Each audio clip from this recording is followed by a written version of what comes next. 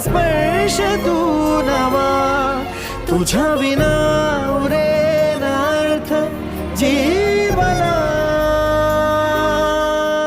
उजळे तुझ्या हसूने कण कण अन चंद्र हे हातीचे काकण